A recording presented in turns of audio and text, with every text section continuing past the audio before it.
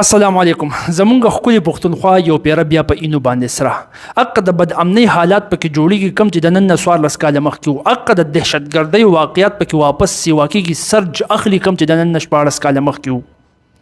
تینی په باجوړ کې دماکو شو نو په جلال مردان کې دماکو شو نو په هغه ځای کې دماکو شو نو په دې ځای کې دماکو شو مختلف قسم واقعیات تینی اوس پرونه خبره ده چې په بنو کې په فوج کنټونمنت باندې حمله شوې ده خو هیوی حمله شوې ده په هغه کې اته سکیورټي اهلکار شهیدان شوي دي اوس د تو ګوره دا هم چرته کې عام د غریبي مور زامنو دا هم مسلمانانو حق اخري زمانه ده چې کوم مری غم ځان ته مسلمانان وي څوک چې ملکه غم ځان ته مسلمان وي یوم ځان ته په حق باندې وي بلم ځان ته په حق باندې وي حق د علي رضی الله تعالی عنه قول ما ترایج چې څوک گمراه شوي دي بیلاره شوي دي هغه لار مونته نشي چا چې لار مونتلې د هغې یقیني کولی نشي چې خلک په دې باندې څنګه پوهه کړي بس هغه واقعیت شروع دي دا اوس ښه هیوي حمله په بنو کې پرون شوې ده او په هغې کې اته سکیورټي اهلکار شهیدان شوي دي ته دې ته سوچ وکړه دا په بنو کې ګوره دا که ته وګورې که نه د پښتونخوا د صرف پښتونخوا میپ دی دا پېښور دی پېښور نه بعد تا ته پته ده چې کوواټ راځي کوواټ نه بعد بنو راځي په دې بنو کې دا حمله په دې بونو کې شوې ده په فوجي کنټونمنت باندې ړومبي دوه خودکش حملاور چې هغه په ګیټ باندې ورغلي دي هغوی ځان الوزولی دی د هغې نه بعد شاته کسانو چې د هغوی سره لیټسټ اسلحه ښه مضبوطه اسلحه موجوده وه داسې اسلحه چې په هغې کې نایټ ویژن هم د شپې چې نظر لګي هغه هم پکې و باقي برابره اسلحه ورسره وه د ځان سره خوراک څښاک هم راوړی و مطلب دا په داسې تیارۍ باندې راغلي و که فرض که دا حمله اوږده شي چې مونږ خوراک څښاک کولی شو حمله جاري ساتلی شو نو په داسې تیارۍ باندې راغلي و او خب مضبوط درزمار په هغه ځای کې وشو هغه بیا هغه فوجیانو په هغې باندې کنټرول وکړو هغه ټول یې ختم کړه اوس د آی اس پی آر د طرف نه ویل کېږي چې دا حمله چې کومه کړې هغه حافظ ګل بهادر ګروپ کړی وګوره دا هغه ګروپ دی که نه چې د دې په باره کې دی وایي چې دا په پاکستان او په افغانستان په دواړو کې خپل اکټیویټیز جاري ساتي اخوا دې خوا اوړېدی راوړېدی شي دوی د پناه اخیستلو دپاره افغانستان ته ځي دا د آی اس پی آر وینا ده د دې ګروپ په باره کې حافظ ګل بهادر ګروپ د ډي ټي پي یو ګروپ دی هم په دغه باندې د پاکستان د افغانستان سره تعلقات خراب شوي چې هغوی د افغانستان طالبانو ته وایي چې ستاسو خاوره په پاکستان کې دننه د ملیټنسي او د دهشتګردۍ خلاف استعمالیږي او افغانستان طالبان وایي چې موږ به هرګز چرته هم خپله خاوره ستاسو په ملک کې د نه د دهشتګردۍ او د ملیټنسي واقعیاتو دپاره استعمال نه کړو خو هغوی استعمالیږي هغه د دې ګروپ په باره کې هغوی خبره کوي او په دغه باندې د افغانستان او د پاکستان هم د یو بل سره تعلقات ښه کافي خراب شوي دي اوس که ته یو نظر واچوې که نه وګورې په تاریخ کې دا واقعیات هر هغه پیره سوا شوي دي کله هم چې د دې خلاف د یو فوجي اپریشن د ملیټري اپریشن خبرې شوي دي اوس هم که ته وګورې د یو فوجي اپریشن ملیټري اپریشن چې هغې ته مونږ اپریشن عزم استحکام وایو د دې په باره کې خبره وشوله اپروف شوې دا نه دی سټارټ یې نه دی اخیستی ځکه د بلا پارټو په اعتراض و خو بیا هم چې خبره وشوه د هغې نه بعد دا واقعیت ښه په سیوا کېدلو باندې شروع واچولی شول د دې نه یو خبره خو دا واضحه ښکاري چې د دوی ختمول دا د ملیټري اپریشن کار نه دی د ملیټري اپریشن د دې خبرو حل نه دی د دهشتګردۍ ختمولو حل د ملیټري اپریشن نه دی د هغې سره ښه سیوا شو خو نو د دې نه مخکې ملیټري اپریشن خو بلا شی شوي دي که نه شوي دي نو آیا دا چې د چا خلاف دوی کوي هغه مکمل ختم شو نه دوی خو وایي دهشتګردي به مکمل ختم شي نو مکمل ختم شوه نه هغه شان برقراره واپس سیوا او ښه مضبوطې حملې په هغې کې کېږي عام خلک عام سیویلینس چې د یو ګروپ سم تعلق نه وي د جنګ سره د هغه هېڅ لینا دینا نه وي هغه پکې شهیدان کېږي نو د دې خبرې نه داسې ښکاري چې دا ملیټري اپریشن کول نه دی دا حل نه دی د دې نه ایکسټرا که بهترین بل حل مونږ موندلی شو کار پې کولی شو په هغې باندې کار کول پکار دی چې دا دهشتګردي ختم شي او امن قایم شي اوس که ته وګورې سوچ وکړې که نه د ټي ټي پي والا د پاکستان ګورنمنټ سره دا د سیز فایر خبره په 2022 کې کړې وه چې موږ په یو بل باندې اټیک نه کوو نه به تاسو اپریشن کوئ اټیک به کوئ نه مونږ اپریشن کوو هغه سیز فایر اټاکس په 2022 کې ختم هم د دې د وجې شو چې پاکستان ګورنمنټ د هغوی خلاف اپریشن شروع کړو او هغوی هم اپریشن ولې شروع کړو دې خو ورته وګوره د 5 جون 2022 خبره ده د فوجي یو ګاډی په دغه ځای کې روان و په دغه وزیرستان ایریا کې خو شا چرته کې او په هغه ملیټري ویکل باندې یو بلاست وشو هغه بلاست د آی ای ډي امپرووایزد ایکسپلوزیو ډیوایس یو عام میګنیټک غونډه کې به می ګاډي ته کدي ورواچو ګاډي په سینخته یو درځيږي دا حمله وشو اوس چې کله دا حمله په فوجیانو باندې وشو نو هغه وی چې دلته کې اوس مسله ده دلته خو دهشتګردي دا د دهشتګردۍ واقعیت کې لہذا د دې د ختمولو لپاره به اوس مونږ ملیټري اپریشن کوو نو په 10 جون 2022 باندې هغه انټيليجنس بیس اپریشن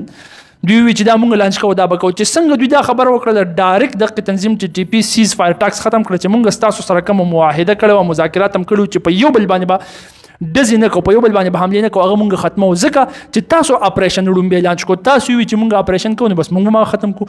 هغوی ورته وی چې مونږ اول اپریشن نه دی لانچ کولی، اول په مونږ باندې حمله شوې ده، په دې وجه باندې مونږ اپریشن لانچ کو. خو دوی وایي چې نه هغه حملې نه مونږ نه یو خبر، تاسو اول اپریشن لانچ کړی، مونږ سیز فایر ختمو. اوس به مونږ نیشن وایډ اټیکس کوو. نیشن وایډ اټیکس مطلب دا چې په ملک کې په کوم ځای کې زمونږ وس بر شو، په کوم ځای بر شو، مونږ به حمله کوو. نو پس په دقیقه کې هغوی وایي اول سټارټ تاسو اغوستو، دوی وایي چې نه اول سټارټ تاسو اغوستی دی، او په هغې کې یو بل سره وین ختل. واپس د 2022 نه بعد ته اوس وشماره چې څومره د دهشتګردۍ واقعیت شوي دي، په هغې کې څومره عام خلک چې د جنګ سره نه د یو ګروپ سره نه د بل ګروپ سره کاري، هغه شهیدان شوي دي. نو د دې اوس څه خو داسې طریقه په کار ده که نه، څه داسې طریقه په کار ده چې د هغې په ترو باندې دا دهشتګردي کمه شي، امن راشي، او دا چې کوم د یو بل سره نښتې دي د یو بل نه لرې شي، دغه د سیز فایر اټاکس طرف ته لاړ شي، سیز فایر واپس وشي. او بله خبره دا په دې کې ځینې کسان دام وایي، ځینې جذباتي کسان هغوی وایي پرېږده د پاکستان ګورنمنټ سره چې دا کوم کارونه کېږي دا ښه دي چې ورسره وشي، ځکه چې دلته کې اسلامي نظام نشته دی، اسلامي شریعت نشته دی، فل غیر اسلامي نظام چلیږي.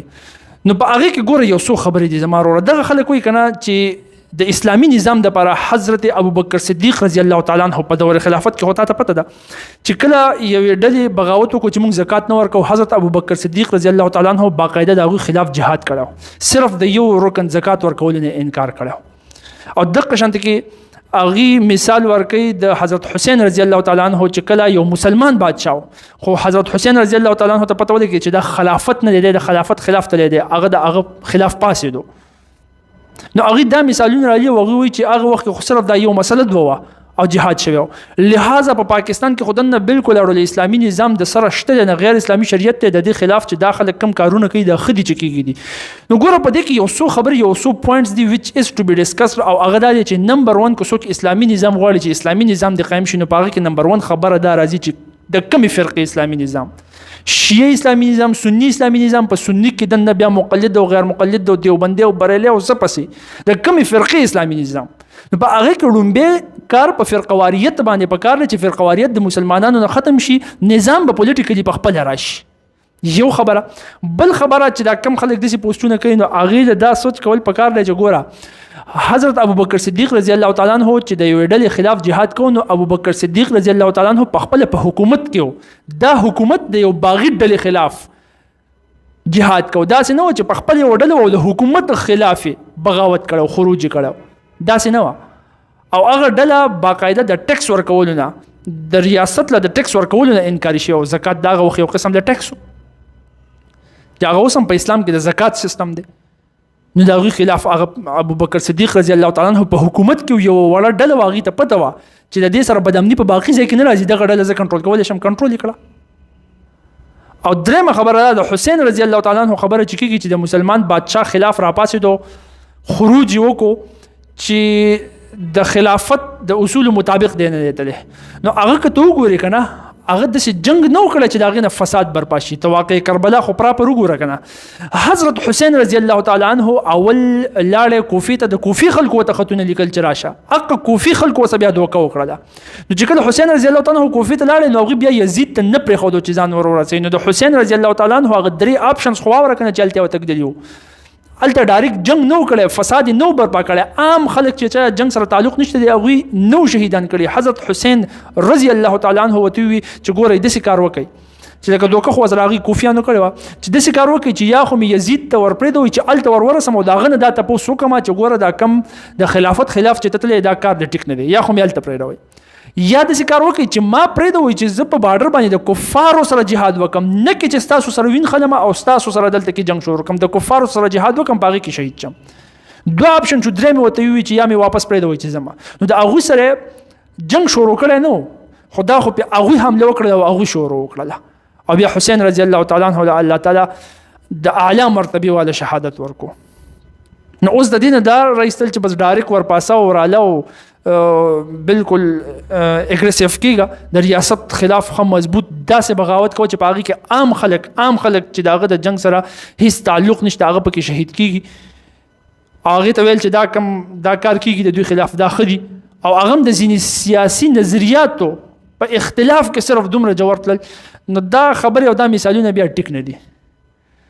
باقي ستاسو څه خیال دی چې په پښتونخوا کې د امن دپاره که فرض که فوجي اپریشن حل نه وي نو څه حل کیدی شي او یا که څوک وایي چې نه فوجي اپریشن حل دی نو هغه خپل ثبوتونه خپل انالیسز د خپل رای اظهار په کمنټ سیکشن کې وکړي. جزاکم الله خیر.